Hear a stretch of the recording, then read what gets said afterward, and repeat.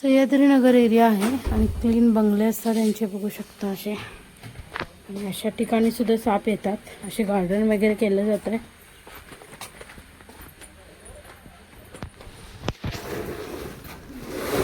छोटा है कि बड़ा है वो? दिखने को तो इतना दिख रहा है चौड़ा. किधर दिखाओ. उधर आगे है. और आगे हाँ थोड़ा आगे. ये 2 प्लॉट है ना उधर. पॉट में है. हाँ ये जो रेड वाला प्लॉट है ना उसके पीछे ही है.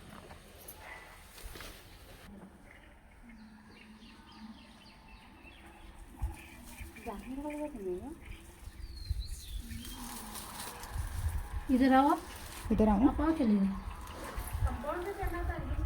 एक मिनट. हाँ अब भाभी जरा पकड़ दें. रुकसा ना ये पकड़ो फोन. हाय हाय हाय मिलिया मिलिया. पकड़े पकड़े पकड़े. कितना मोटा है जी भाभी. बड़ा है. रैट स्नेक है.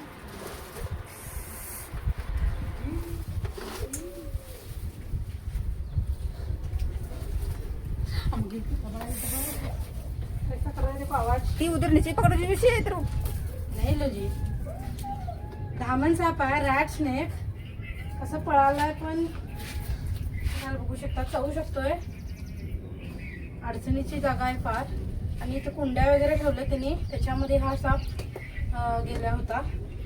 धामण आहे म्हणजे रॅट स्नेक. बिनविषारी आहे त्यामुळे काही प्रॉब्लेम नाही आहे. कसं पळ काढायचा प्रयत्न करायला बघू शकता. असे साप आपल्या आजूबाजूला राहायला पाहिजेत. उंदीर बेडूक वगैरे खातात. मग विषारी साप याचा धोका कमी होतोय.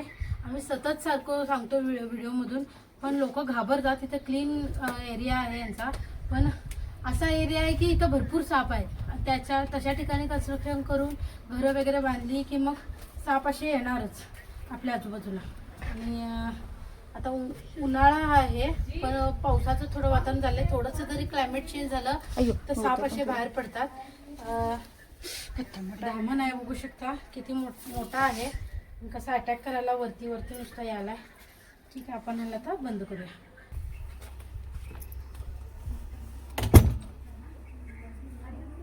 तिने घाबरालेत. आतमध्ये आहेत तुम्ही खिडकीतनं बघालेत.